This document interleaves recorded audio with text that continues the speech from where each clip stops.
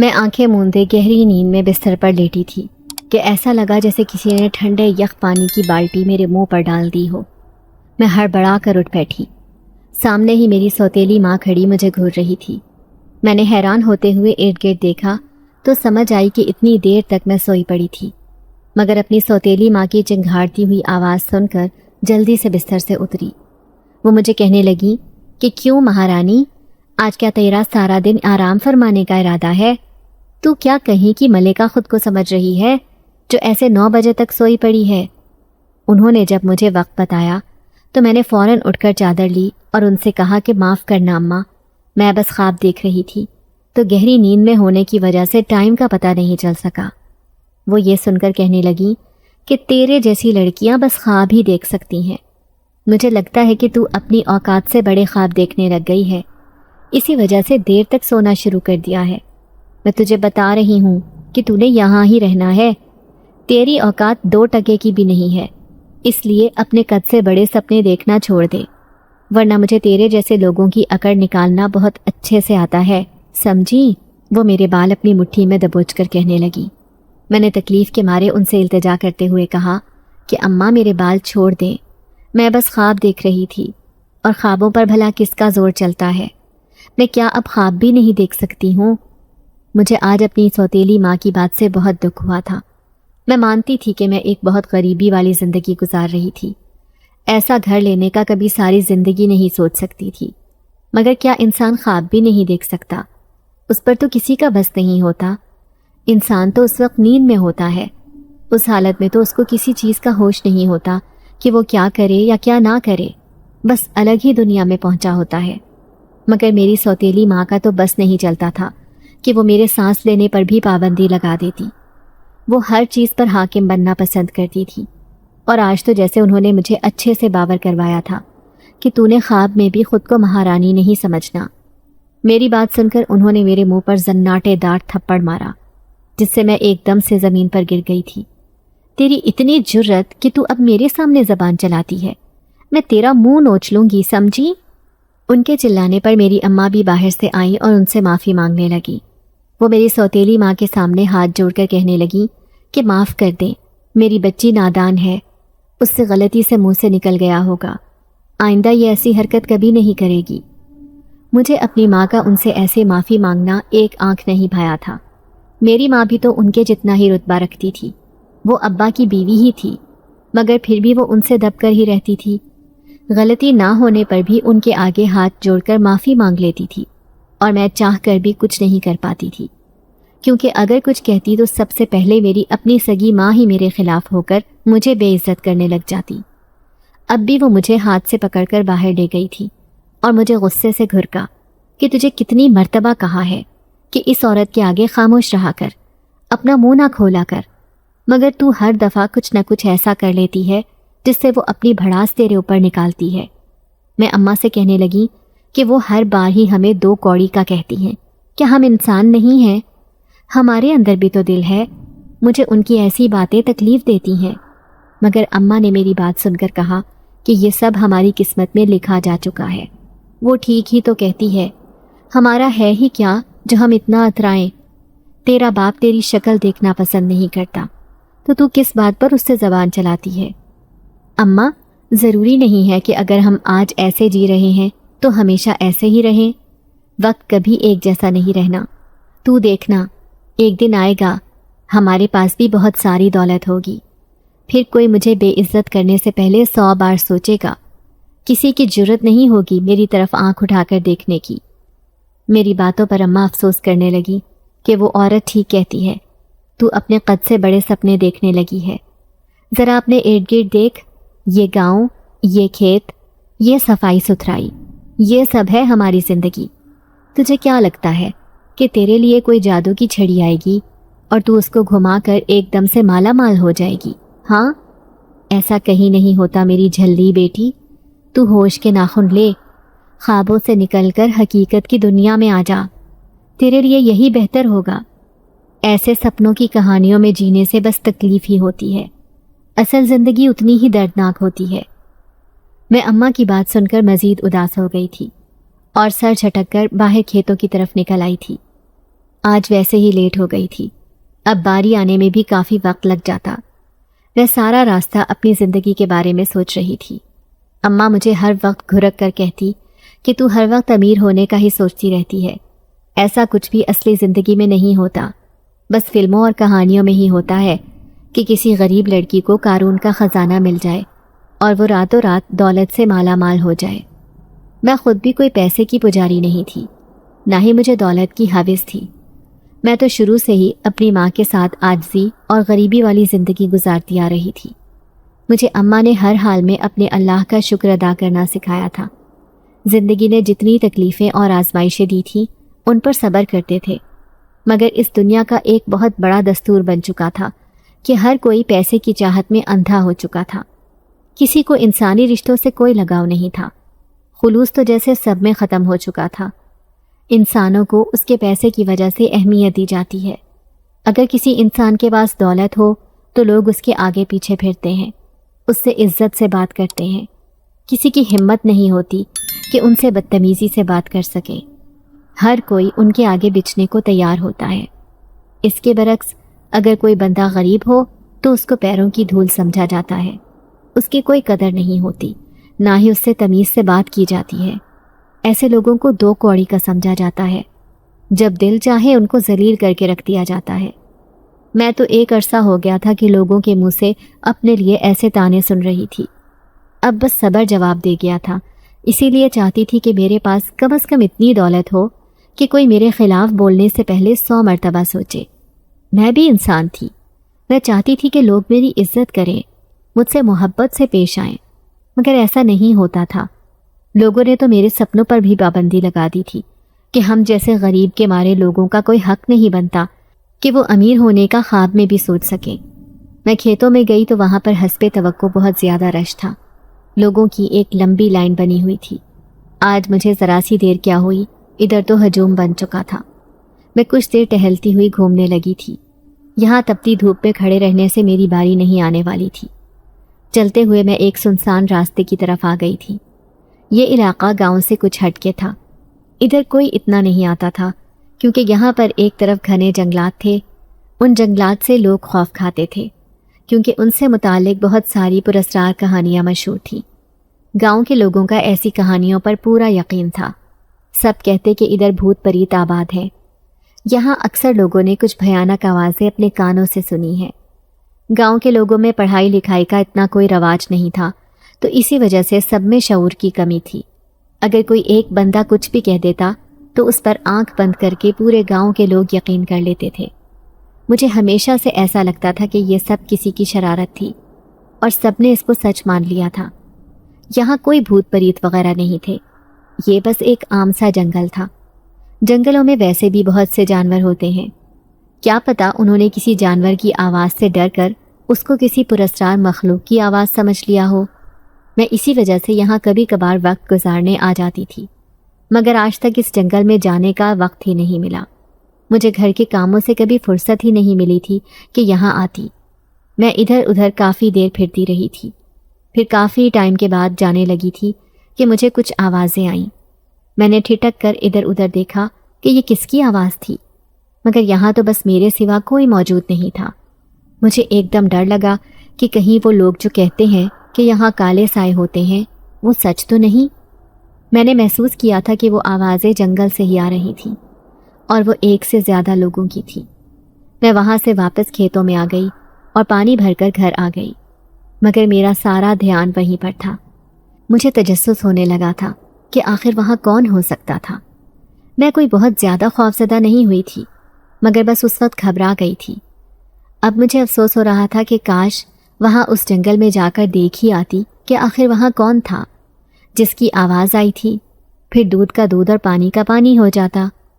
میں سب لوگوں کو جھوٹا ثابت کرنا چاہتی تھی کہ انہوں نے جو من گھڑت باتیں پھیلا رکھی تھیں ان میں کوئی سچائی نہیں تھی۔ کیا پتہ وہاں کوئی انسان جا کر آباد ہوئے ہوں۔ اکثر ایسا ہوتا تھا کہ کچھ لوگ دنیا سے الگ تھلگ قدرتی مناظر کے قریب رہنا پسند کرتے ہیں۔ گھر آ کر میں نے خود کو پوری طرح کاموں میں مصروف کر لیا تھا، مگر رات ہوتے ہی دھیان پھر سے ان آوازوں کی طرف چلا گیا تھا۔ اگلے دن جاگی تو میری سوتیلی ماں نے گھر میں ایک ہنگامہ مچا کر رکھا ہوا تھا۔ انہوں نے مجھے حکم دے دیا تھا کہ گھر میں آج خاص قسم کے پکوان بنائے جائیں گے اور پورے گھر کو شیشے کی طرح چمکاؤں۔ میں نے ان سے پوچھا کہ اماں، آج کوئی خاص مہمان آ رہا ہے کیا جو اتنی تیاریاں کروائی جا رہی ہیں؟ وہ میری بات سن کر ٹھاٹھ سے کہنے لگی، میری بیٹی کے لیے رشتے والے آنے والے ہیں، سنا ہے بہت ہی پیسے والے لوگ ہیں اور رامین کو پسند کر کے ہی جائیں گے، میری بیٹی کو بھلا کون انکار کرے گا؟ میں ان کی بات سن کر خاموش ہو گئی تھی اور وہاں سے جانے ہی لگی تھی کہ ایک دم انہوں نے مجھے سختی سے کہا کہ جب وہ لوگ یہاں آئیں تو اس گھر سے باہر نکل جانا، میں نہیں چاہتی کہ تیرا منحوس چہرہ کوئی بھی دیکھے اور میری بیٹی کے رشتے میں کوئی اپشگن ہو۔ ان کی بات سن کر میرے دل میں ایک ٹیس اٹھی، مگر میں نے بس ان کو جی اچھا کہا اور کاموں میں لگ گئی۔ مجھے اچھے سے پتا تھا کہ وہ کیوں مجھے گھر سے بھیجنا چاہتی تھی۔ ان کو یہی دھڑکا لگا ہوا تھا کہ کہیں وہ رشتے والے مجھے پسند نہ کر کے چلے جائیں اور ان کی بیٹی ایک بار پھر سے ریجیکٹ نہ ہو جائے۔ ان کو میری خوبصورتی سے بھی چڑ تھی، کیونکہ ان کی بیٹی ہزار طرح کے ٹوٹکے آزمانے کے باوجود بس عام سی دکھتی تھی، جبکہ میں تو چہرے پر کوئی ہار سنگھار نہیں کرتی تھی۔ اس کے باوجود میری گوری چٹی ملائی جیسی رنگت ہر دیکھنے والے کو مبہوت کر دیا کرتی تھی۔ رشتے والے جب بھی رامین کو دیکھنے آتے تو وہ مجھے دیکھ کر پسند کر جاتے، کیونکہ میں بھی تو ابا کی ہی بیٹی تھی۔ کیا ہوا جو میری حیثیت اس گھر میں دو کوڑی کی بھی نہیں تھی اور میرا حلیہ کسی نوکرانی جیسا تھا؟ میں اس گھر کی ہی بیٹی تھی، تو وہ یہی کہہ دیتے کہ ہم فائزہ کا رشتہ مانگتے ہیں۔ اس مرتبہ انہوں نے مجھے سختی سے کہہ دیا تھا کہ ان کے آنے پر اگر میں نے تجھے اس گھر میں منڈلاتا دیکھا تو تیری چمڑی ادھیڑ کر رکھ دوں گی۔ میں نے ایک نظر پاس ہی کرسی پر بیٹھے ابا کو دیکھا، جو کہ ایسے بن گئے تھے جیسے انہوں نے کچھ سنا ہی نہیں تھا۔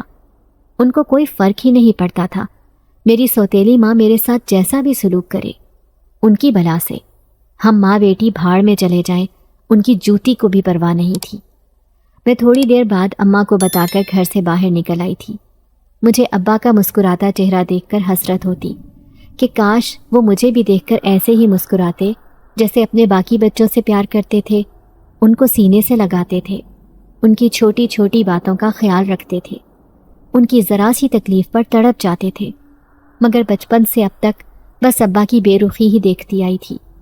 مجھے سمجھ نہیں آتا تھا کہ آخر میرے سے ایسا کون سا گناہ سرزد ہو گیا تھا جو وہ مجھے اور اماں کو دیکھتے تک نہ تھے۔ ہم بھی تو ان کی فیملی تھے، مگر وہ تو اپنا سب کچھ اپنی دوسری بیوی اور بچوں کو ہی مانتے تھے۔ ہم اس گھر میں بس ایک فالتو سی چیز کی طرح پڑے ہوئے تھے جس کی کسی کو کوئی پرواہ نہیں تھی۔ اب بھی ابا رامین کی شادی کے لیے بڑھ چڑھ کر خرچہ کر رہے تھے، مگر میرے بارے میں ان کو ذرا خیال نہیں آتا تھا، حالانکہ میں اس سے عمر میں 5 سال بڑی تھی۔ میری عمر بھی 25 سال ہو گئی تھی۔ گاؤں میں تو لڑکیوں کی شادیاں چھوٹی عمر میں ہی کر دی جاتی تھیں، مگر کسی کو یہ فکر نہیں تھی کہ میری عمر گزرتی جا رہی تھی۔ چند سال بعد کسی نے میری طرف دیکھنا بھی نہیں تھا۔ ایسا نہیں تھا کہ میرے لیے رشتے نہیں آتے تھے، اب تک نہ جانے کتنے ہی اچھے معزز گھرانوں کے رشتے آ چکے تھے، مگر میری سوتیلی ماں کوئی نہ کوئی بہانہ بنا کر انکار کر دیتی تھی۔ ابا تو کچھ نہیں بولتے تھے کیونکہ ان کو مجھ سے کوئی سروکار ہی نہیں تھا۔ میری سوتیلی ماں مجھے کبھی خوش نہیں دیکھ سکتی تھی کیونکہ میں ان کی سوتن کی بیٹی تھی، اسی لیے وہ ہر دفعہ کوئی نہ کوئی گھناؤنی حرکت کر کے میرے لیے آنے والا رشتہ ختم کر دیتی تھی۔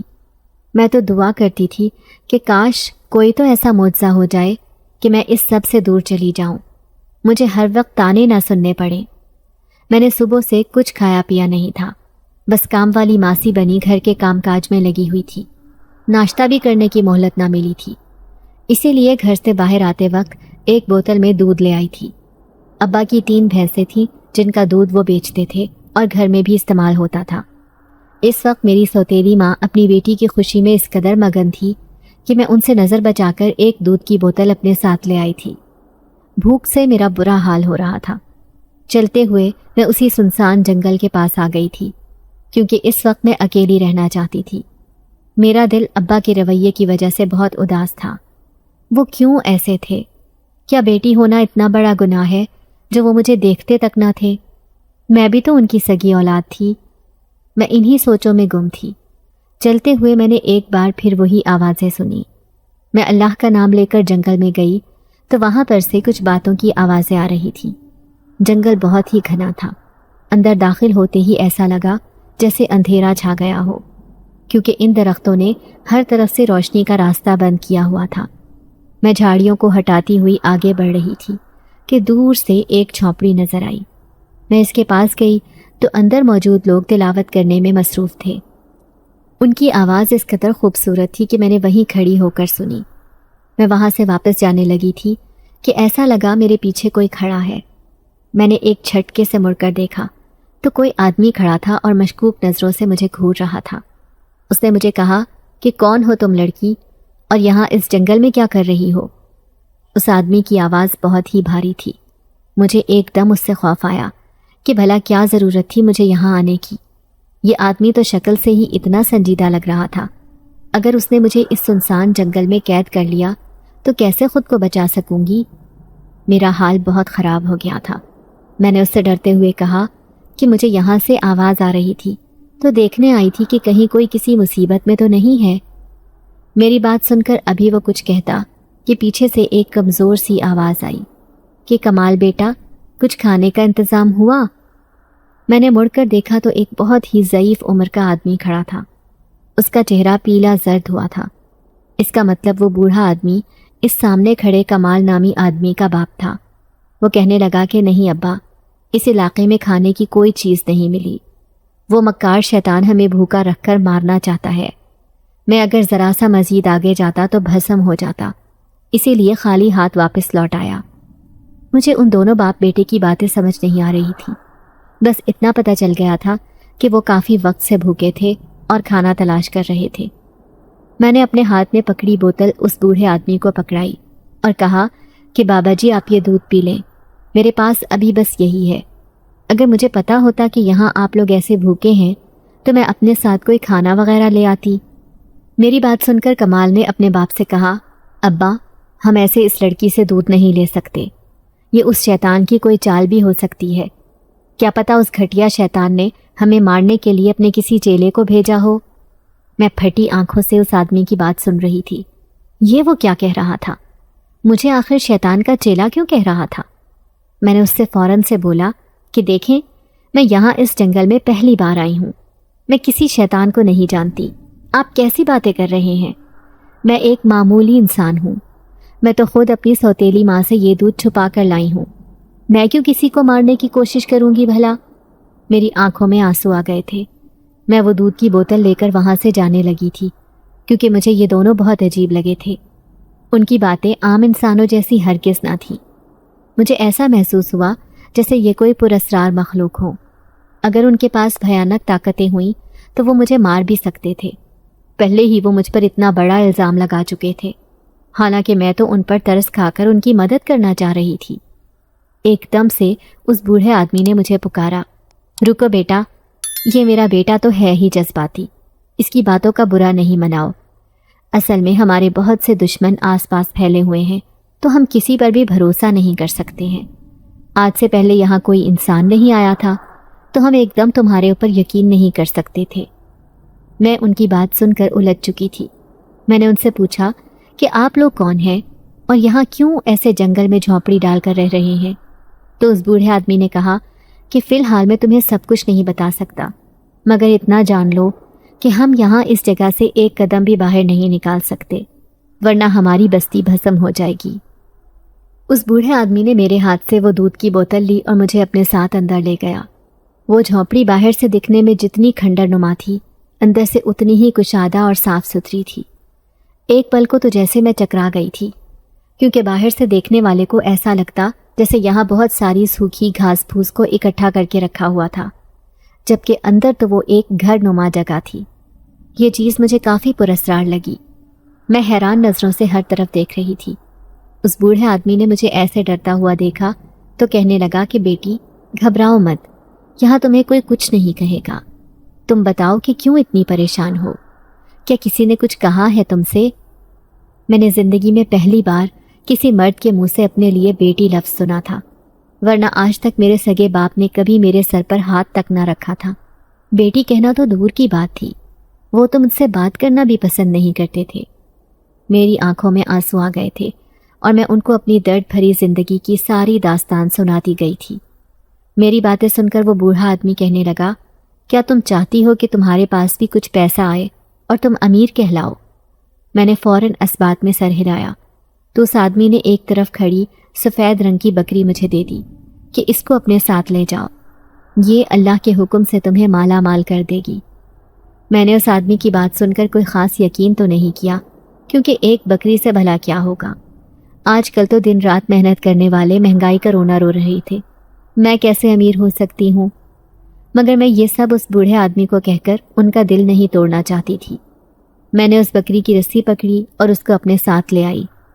گھر آ کر میں نے اس کو ایک طرف پیڑ کے ساتھ باندھ دیا اور جھاڑو پوچھا لگانے لگی۔ اماں نے مجھ سے پوچھا تھا کہ یہ تجھے کہاں سے ملی، تو میں نے بہانہ بنایا کہ یہ ایسے ہی سڑک کنارے اکیلی کھڑی تھی۔ میں نے بہت لوگوں سے پوچھا مگر کسی کی نہیں تھی، تو میں اپنے ساتھ لے آئی۔ میں نے اس بکری کو دیکھا تو وہ عجیب چپ چاپ سی تھی اور ایک جگہ بیٹھ گئی تھی۔ اس نے کافی دیر گزر گئی تھی، ذرا بھی گھاس نہیں کھائی تھی۔ میں کشمکش میں تھی کہ بھلا ایک بکری کیسے مجھے امیر کر سکتی ہے، لیکن کچھ ہی دیر میں میری سہیلی بھاگتی ہوئی میرے پاس آئی اور مجھے خوشی سے ایک خبر سنائی، جس کو سن کر میرے اوپر حیرتوں کے پہاڑ ٹوٹ پڑے تھے۔ مجھے اپنے کانوں پر یقین ہی نہیں آیا تھا۔ میں نے اپنی سہیلی کو کہا کہ کیا تو سچ کہہ رہی ہے؟ ابھی تو اس بکری کو گھر میں آئے 1 گھنٹہ بھی نہیں ہوا تھا، اور میرا نام فائزہ ہے۔ میں ایسی لڑکی ہوں جو کہ اپنے گھر میں پہلی اولاد ہونے کے باوجود یتیموں والی زندگی گزار رہی تھی۔ ابا کو جب پتہ چلا تھا کہ اماں نے بیٹی کو جنم دیا ہے تو وہ بپھر گئے تھے۔ انہوں نے اماں سے بات تک کرنا چھوڑ دی تھی۔ گاؤں میں ایک رواج بنا ہوا تھا کہ ہر کوئی پہلی اولاد بیٹا چاہتے ہیں۔ آدمی اس کو اپنا غرور سمجھتے ہیں۔ بیٹا ہونا ایک فخر کی علامت سمجھا جاتا تھا۔ ابا اماں کو شروع میں تانے دیتے کہ تو نے مجھے ایک بیٹا تک پیدا کر کے نہیں دیا۔ میری دادی بھی ابا کو مزید بھڑکاتی تھی کہ یہ تیرے کسی کام کی نہیں ہے، تو دوسری شادی کر لے۔ ابا کو تو بیٹے کا جنون سوار تھا۔ انہوں نے جھٹ سے دادی کی بات مان لی تھی۔ میں ابھی سال کی بھی نہیں ہوئی تھی کہ ابا نے اماں کے سر پر سوتن لا کر بٹھا دی تھی۔ وہ تو جیسے خود کو یہاں کی مالکن سمجھنے لگی تھی۔ انہوں نے 1 سال میں ہی اللہ کے فضل سے ابا کو بیٹے جیسی نعمت دے دی تھی۔ پھر تو ابا اپنی دوسری بیوی کے لٹو ہی ہو گئے تھے۔ ان کے لیے سب کچھ ان کی دوسری بیوی اور بیٹا بن گئے تھے۔ ابا کھیتوں کے نگران تھے اور ان کے پاس بھینسیں بھی تھیں، جن کا دودھ بیچ کر اچھی خاصی کمائی ہو جاتی تھی۔ مگر جب سے میری سوتیلی ماں آئی تھی، اس نے تو ہم پر جیسے زندگی تنگ کر دی تھی۔ اس کا بس نہیں چلتا تھا کہ ہم ماں بیٹی کو ابا کی زندگی سے نکال باہر کریں۔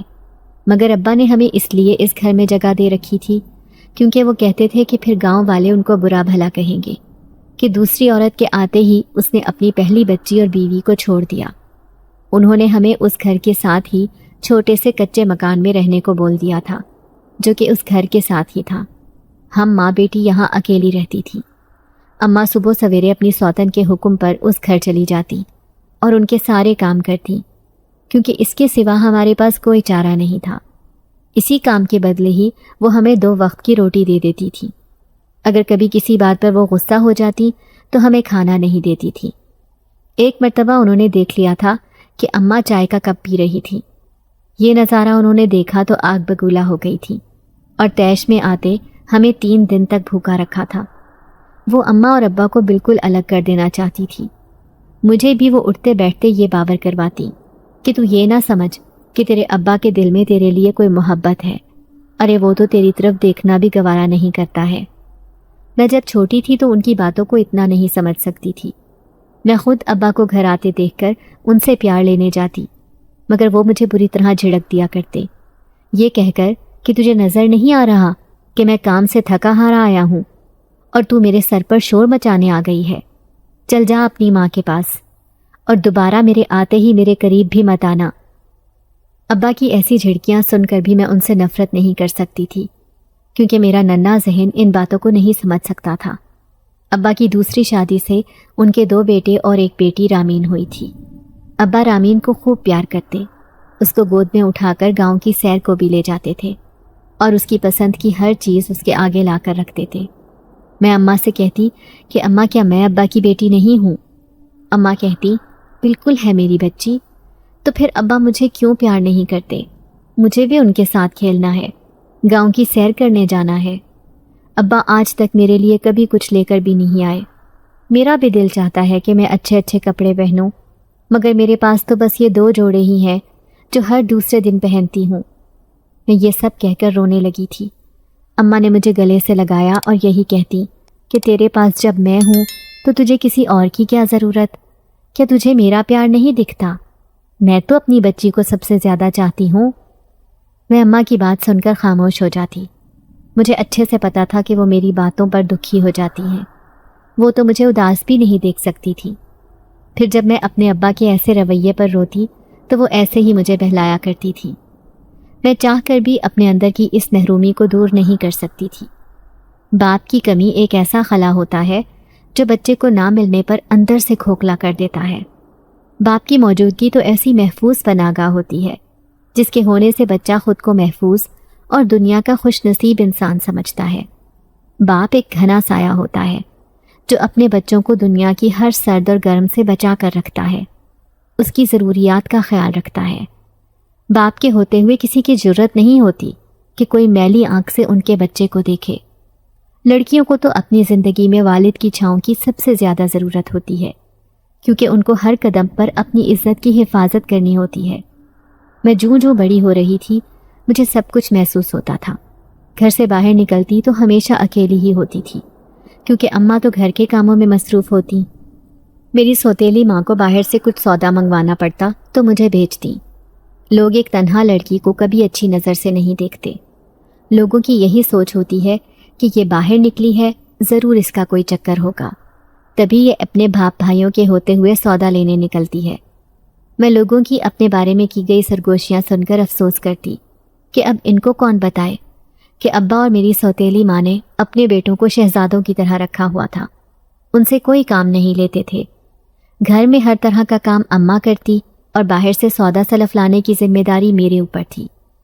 ایک مرتبہ تو میرے پیچھے گاؤں کا کوئی آوارہ لفنگا پڑ گیا تھا۔ میں نے اس سے جان چھڑوانے کی بہت کوشش کی، مگر وہ گھر تک میرا پیچھا کرتا آیا۔ جب میری سوتیلی ماں نے مجھے ایسے ڈرے ہوئے دیکھا تو کہنے لگی کہ کیوں رے، یہ چہرے کی ہوائیاں کیوں اڑی ہوئی ہیں تیری؟ ایسا کون سا گل کھلا کر آئی ہے تو؟ میں نے ان کو جلدی سے کہا کہ میرے پیچھے ایک آوارہ لڑکا پڑا تھا، اسی سے جان بچا کر آئی ہوں۔ وہ میری بات پر یقین کرنے کی بجائے الٹا میرے اوپر الزام لگانے لگی تھی کہ تو نے ہی اس کو اپنی ادائیں دکھا کر اپنے پیچھے لگایا ہوگا، ورنہ اس کو کیا پڑی ہے کہ تیرے جیسی 2 ٹکے کی چھوکری کے پیچھے خود کو خوار کرے؟ تیرے پاس اس چہرے کے سوا اور ہے ہی کیا اس کو دینے کے لیے؟ میں اپنی سوتیلی ماں کی ایسی غلیظ باتیں سن کر منت کرنے لگی کہ آپ کو خدا کا واسطہ ہے میرے اوپر اتنا گھناؤنا الزام نہ لگائیں۔ آپ اچھی طرح سے جانتی ہیں کہ میں ایسی لڑکی نہیں ہوں۔ میں تو آپ کی آنکھوں کے سامنے ہی پلی بڑی ہوں۔ مجھے کیا ضرورت پڑی ہے کہ کسی نامحرم کو ادائیں دکھاتی پھروں؟ مگر وہ میرا دل دکھا کر وہاں سے جا چکی تھی۔ میرا دل ان کی ایسی باتوں پر بہت دکھتا تھا۔ میں بھی تو ابا کی بیٹی تھی، ان کے پیسے پر میرا بھی اتنا ہی حق تھا۔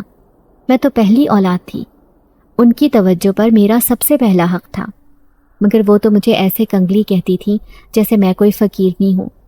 مجھے اپنے ہی گھر میں رہتے ہوئے ایسا لگتا کہ ہمیں کوئی بھیک دی جاتی تھی۔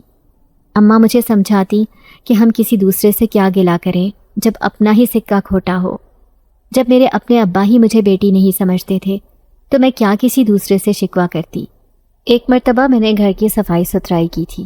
وہ چھٹی کا دن تھا، اس لیے ابا گھر پر ہی تھے۔ میں واپس اپنے پورشن میں جانے لگی تھی کہ میری سوتیلی ماں نے گھر میں کوہرام مچا دیا تھا۔ وہ ابا سے کہنے لگی کہ میری الماری سے 10,000 روپے غائب ہیں۔ میں نے صبح ہی رکھے تھے مگر اب وہ وہاں پر نہیں پڑے ہیں۔ ابا نے ان سے کہا کہ اچھے سے دیکھو، وہیں ہوں گے، گھر سے پیسے کہاں جا سکتے ہیں؟ مگر ان کی ایک ہی رٹ تھی کہ یہ فائزہ کا کام ہوگا، اسی کے پاس ہوں گے۔ یہی میرے کمرے کی صفائی کرنے آئی تھی، اس کے بعد سے پیسے الماری میں نہیں ہیں۔ میں نے حیران ہوتے ہوئے ان سے کہا کہ اماں یہ آپ کیا کہہ رہی ہیں؟ میں نے تو صرف زمین پر پوچا لگایا تھا، آپ کی الماری کے تو میں قریب بھی نہیں گئی تھی، مجھے نہیں پتا کہ آپ کے پیسے کہاں ہیں۔ وہ کہنے لگیں کہ تو مجھے اپنا تھیلا بتا، میں ایک دفعہ اپنی تسلی کر دوں۔ میں نے جلدی سے اپنا تھیلا ان کے سامنے کر دیا تھا، مگر جب اس میں سے واقعی 10,000 روپے نکلے تو میرے پیروں کے نیچے سے مانو زمین کھسک گئی ہو۔ میں نے گھبراتے ہوئے ابا کی طرف دیکھ کر کہا کہ ابا مجھے نہیں پتا یہ پیسے میرے تھیلے میں کہاں سے آئے، میں قسم کھاتی ہوں یہ میں نے نہیں رکھے ہیں، میں ایسا گھٹیا کام کرنے کا سوچ بھی نہیں سکتی تھی، یہ ایک بہت بڑا گناہ ہے۔ مگر ابا نے میری بات پوری سنی ہی نہیں اور ایک زناٹے دار تھپڑ مارا۔ خبردار اگر اپنی گندی زبان سے مجھے ابا کہا تو، نہیں ہے تو میری بیٹی، میرے بچے صرف یہ ہیں جو میرے سامنے کھڑے ہیں، تو بس ایک بوجھ ہے جو میرے سر پر پچھلے 25 سال سے پڑی ہوئی ہے۔ مجھے شرمندگی ہوتی ہے تجھے لوگوں کے سامنے اپنی اولاد کہتے ہوئے، کاش تجھے پیدا ہوتے وقت ہی گلا دبا کر مار دیتا تو آج مجھے اپنی بیوی کے سامنے شرمندہ نہ ہونا پڑتا۔ ارے اگر تو پیسوں کے لیے اتنی ہی مری جا رہی تھی تو مجھے بولتی، میں اپنے بچوں کا صدقہ دے کر تیرے منہ پر مارتا، تجھے چند پیسوں کے لیے اتنا گرنے کی کیا ضرورت تھی؟ میرا چہرہ ابا کی ذلت بھری باتیں سن کر سفید پڑ گیا تھا۔ مجھے یقین ہی نہیں آیا کہ ان کے دل میں میرے لیے اتنا زہر بھرا ہوا تھا۔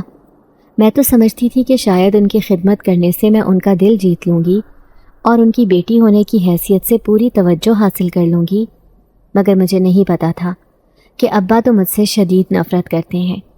یہ نفرت اور حقارت اتنی زیادہ ہے کہ وہ مجھے مار دینا چاہتے تھے۔ میں روتی ہوئی وہاں سے بھاگی تھی۔ میں نے جاتے وقت اپنی سوتیلی ماں کی شکل دیکھی تو ان کے چہرے پر مکروہ مسکراہٹ تھی۔ اسی وقت میں سمجھ گئی تھی کہ یہ سب انہوں نے ایک گھناؤنی سازش کی تھی، مجھے ابا کی نظروں میں گرانے کے لیے یہ سب انہوں نے کھیل رچایا تھا۔ میں گھر آ کر پھوٹ پھوٹ کر روئی تھی۔ اب سے میں نے خود کو ہمیشہ کے لیے یتیم مان لیا تھا۔ اس پیسے سے مجھے کوئی لگاؤ نہیں تھا، مگر اس دن کے بعد سے میں نے ٹھان لی تھی کہ کسی بھی صورت امیر ہونا ہے۔ اس دولت کی وجہ سے ہی ابا نے پہلی مرتبہ میرے اوپر ہاتھ اٹھایا تھا۔ ان کو ذرا اپنی اولاد پر یقین نہیں تھا، بس اپنی بیوی اور بچوں کی ہر ہاں میں ہاں ملاتے تھے۔ میں نے اپنی ایک سہیلی سے کہا تھا کہ وہ مجھے کوئی کام دلا دے، میں کسی کے بھی گھر میں جھاڑو پوچھا لگانے کو تیار تھی، ہر طرح کی ملازمت کر سکتی تھی، بس اب خود سے کمانا تھا تاکہ اس روٹی کے لیے ابا کے محتاج نہ رہتے، مگر مجبوری تھی کہ کوئی کام نہیں مل رہا تھا۔ اسی طرح ایک دن گھر رامین کے لیے رشتے والوں نے آنا تھا۔ میری سوتیلی ماں نے مجھے جان بوجھ کر گھر سے باہر بھیج دیا تاکہ میں غلطی سے بھی یہاں قدم نہ رکھوں۔ میں گھر کے سارے کام ختم کر کے باہر چلی گئی اور اپنے ساتھ ایک دودھ کی بوتل بھی لے گئی۔ وہاں پر پہنچی تو جنگل میں سے کچھ آوازیں آئیں۔ میں جلدی سے بغیر کچھ سوچے سمجھے ان آوازوں کی طرف چلی گئی۔ وہاں پر میں نے ایک بہت ہی پرانی جھونپڑی دیکھی۔ پہلے تو مجھے وہ سوکھی جھاڑیوں کا ایک ڈھیر لگا، مگر وہاں سے کسی کی خوبصورت آواز آ رہی تھی، ایسا لگا کوئی قرآن کی تلاوت کر رہا تھا۔ میں نے پاس جا کر غور کیا تو وہ ایک جھونپڑی تھی۔ میں وہیں باہر کھڑی تھی کہ ایک دم سے کچھ آہٹ ہوئی۔ کون ہو تم اور یہاں اس جنگل میں کیسے گھس آئی؟ وہ کمال نامی آدمی تھا۔ اس کی آواز سن کر جھونپڑی سے ایک بوڑھا آدمی نکلا اور اپنے بیٹے کو پکارتے ہوئے کھانے کا پوچھنے لگا، مگر کمال نے کہا کہ ابا، اس شیطان نے اپنی بھیانک کالی طاقتوں سے ہر چیز اپنے وش میں کر رکھی ہے، یہاں اس جگہ پر کچھ بھی کھانے کا نہیں ملا۔ مجھے ان پر ترس آیا اور جھٹ سے اپنے ہاتھ میں پکڑی دودھ کی بوتل ان کو دے دی۔ اس کے بعد وہ بوڑھا آدمی مجھے اپنے ساتھ اندر لے گیا اور میری درد بھری کہانی سنی۔ میں نے اس بوڑھے آدمی کی نورانی شکل دیکھ کر التجا کی کہ آپ میرے لیے دعا کریں کہ میں کسی طرح امیر ہو جاؤں اور میرے پاس بھی دولت آ جائے۔ انہوں نے مجھے اپنی سفید رنگ کی بکری دے دی اور کہا کہ اس کو اپنے گھر میں اپنے ساتھ لے جاؤ، یہ تمہیں مالا مال کر دے گی۔ میں نے ان کی بات مان لی اور کہا کہ آپ کا بہت شکریہ، میں دوبارہ آپ کی طرف ضرور چکر لگاؤں گی۔ اتنا کہہ کر میں وہاں سے گھر آ گئی اور کاموں میں مصروف ہو گئی۔ مجھے اتنا یقین نہیں تھا کہ بھلا ایک بکری کے آ جانے سے میرے پاس پیسہ کیسے آ سکتا تھا، مگر ابھی 1 گھنٹہ ہی ہوا تھا کہ میری سہیلی گھر میں بھاگتی ہوئی آئی اور خوشی سے کہنے لگی کہ فائزہ، میں تیرے لیے ایک بہت اچھی خبر لے کر آئی ہوں۔ میں نے جب اس سے پوچھا کہ ایسا بھی کیا ہوا ہے، جلدی بتا، تو اس نے کہا کہ ہمارے گاؤں سے آگے ایک بڑی حویلی ہے، وہاں ایک عورت رہتی ہے، اس کو کام والی کی ضرورت ہے۔ تو اگر وہاں کام کرے گی تو وہ تجھے بہت اچھی تنخواہ دے گی۔ اس کے لیے تجھے ہفتہ وہاں رہنا ہوگا، پھر اتوار کے دن تو اپنے گھر آ سکتی ہے۔ میں اس کی بات سن کر راضی ہو گئی تھی۔ مجھے تو یقین ہی نہیں آ رہا تھا کہ اب میں خود محنت کر کے پیسے کماؤں گی۔ میں اگلے دن ہی حویلی روانہ ہو گئی تھی۔ میں وہاں پر پہنچی تو میرے اوپر مانو جیسے سکتہ طاری ہو گیا ہو۔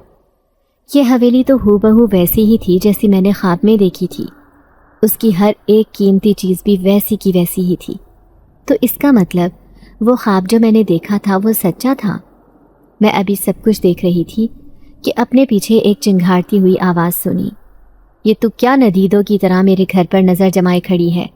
بھول مت، یہاں تو ایک نوکرانی ہے، خود کو ادھر آ کر مہارانی نہ سمجھ بیٹھنا۔ میں نے اس عورت کو دیکھا جو کہ سیاہ لباس میں تھی۔ وہ بہت ہی ڈراؤنی تھی۔ میں نے جلدی سے جی اچھا میم صاحب کہا اور ان سے کام کے حوالے سے پوچھا۔ اس نے مجھے بتایا کہ تو نے بس نیچے صحن اور کمروں کی صفائی کرنی ہوگی اور اس کے بعد اپنے کمرے میں چلی جانا۔ خبردار اگر غلطی سے بھی اوپر چھت کی طرف تو نے رخ بھی کیا۔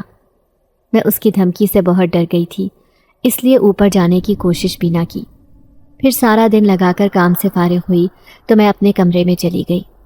رات کا وقت تھا اس لیے میں تھکی ہوئی سونے لگی تھی، مگر میرے کانوں میں کچھ عجیب سا شور سنائی دینے لگا۔ میں ایک دم اٹھ بیٹھی۔ یہ اوپر چھت سے آواز آ رہی تھی۔ میں بہت گھبرا گئی کہ آخر کیا ہو رہا تھا۔ مالکن نے تو مجھے اوپر جانے سے منع کیا تھا، پھر وہاں کون تھا؟ میں اٹھی اور باہر نکل کر ان کے کمرے کا رخ کیا۔ وہ خالی پڑا تھا، اس کا مطلب وہ اوپر تھیں۔ مجھے تشویش ہوئی کہ ایسا کون سا پراسرار کام تھا جو رات کے اندھیرے میں ہو رہا تھا۔ میں پھونک پھونک کر قدم رکھ رہی تھی۔ آخری سیڑھی پر مجھے مالکن کی آواز آئی، آج میں نے ہر صورت یہ عمل پورا کرنا ہے اور ان دونوں جنزات باپ بیٹے کو ختم کرنا ہوگا، کیونکہ میرے پاس یہ آخری موقع ہے۔ اس کے بعد یہ ساری بھیانک طاقتیں میرے پاس آ جائیں گی اور میں ان کو بھسم کر دوں گی۔ میں اچھے سے جانتی ہوں کہ وہ دونوں اس جنگل میں چھپے بیٹھے ہیں، مگر میں نے ان کو بھوکا پیاسا کر دیا ہے۔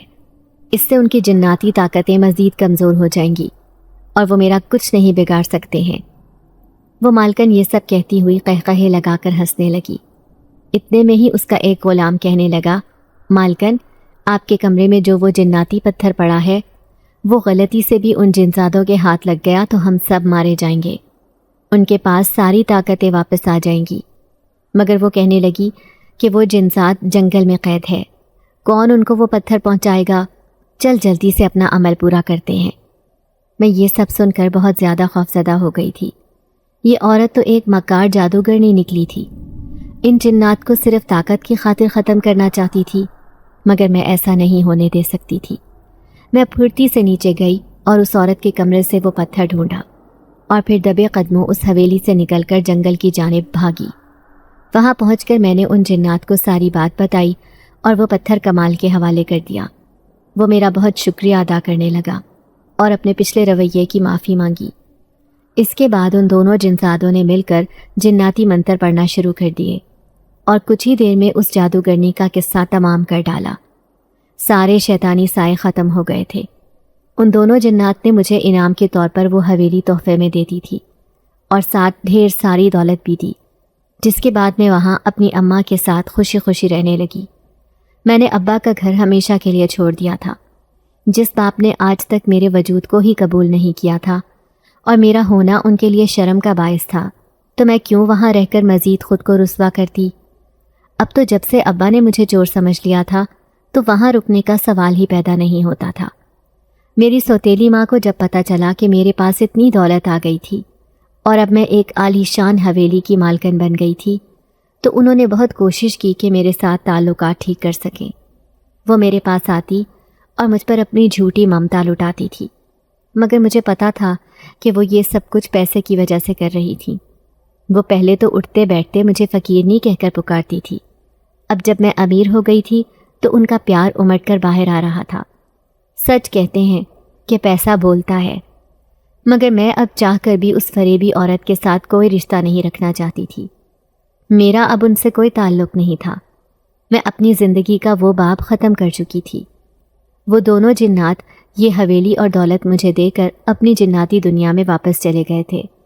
انہوں نے مجھے کہا تھا کہ اگر زندگی میں کبھی مجھے کوئی تکلیف ہو تو میں ایک دفعہ ان کو پکاروں، وہ اسی وقت حاضر ہو جائیں گے۔ انہوں نے مجھے کہا تھا کہ بیٹی، ہم ساری عمر تمہارے مقروض ہیں، تم نے ہماری جان اس شیطانی جادوگرنی سے بچائی ہے، اگر آج تم نہ ہوتی تو ہم کبھی اس کا مقابلہ نہ کر سکتے، کیونکہ اس نے تو ہمیں دنیا کی نظروں سے دور ایک ایسے ویران جنگل میں قید کر دیا تھا جہاں انسان تو آنے کا سوچ بھی نہیں سکتے ہیں۔ ہر انسان یہی سوچ کر ادھر نہیں آتا تھا کہ یہاں پر بھوت پریت ہیں۔ اس طرح وہ جنات تو ایسے ہی بھوکے مر جاتے، مگر کسی کو کانوں کان بھی خبر نہ ہوتی۔ میں نے ان کو کہا کہ یہ سب اللہ کا کرم ہے، اس نے آپ دونوں کی جان بچانی تھی، تبھی مجھے اس جنگل میں جانے کا حوصلہ دیا، ورنہ میں بھی ایک معمولی انسان ہی تھی۔